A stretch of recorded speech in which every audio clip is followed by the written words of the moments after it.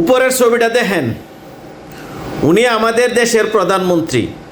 আলেম সমাজকে কিভাবে ভালোবাসে এই জনাব তারেক রহমান, বর্তমান বাংলাদেশের প্রধানমন্ত্রী।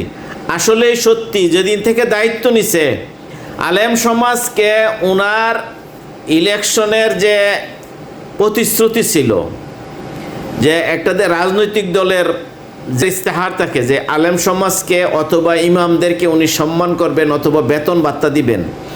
দেখেন, দেশের দুইজন প্রখ্যাত আলেম,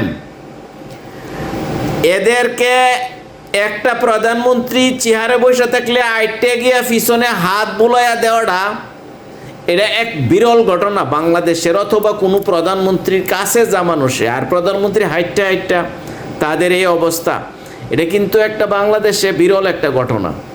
তো আসলে এইরকম সৌহার্দ্যপূর্ণ ভালোবাসায় আমরা দেশের সর্বোচ্চ সিটে যিনি থাকবেন তাকে আমরা দেখতে চাই। যে জিনিসটা জনাব তারেক রহমান মা বাবা প্রেসিডেন্ট অথবা প্রধানমন্ত্রী থাকতে যে দাম্ভিকতা তারেক রহমান ছিল, সেই দাম্ভিকতা এখন নাই। ওনার ভিতরে এক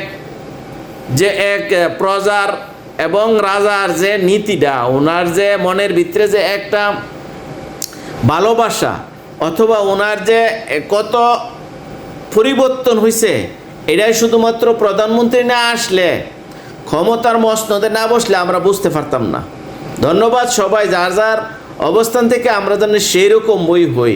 সমালোচনা তো অনেক করতেই পারবো, কিন্তু এরকম একজন প্রধানমন্ত্রী, ইতিহাস আমাদেরকে অনেক কিছু দিয়ে যাচ্ছে।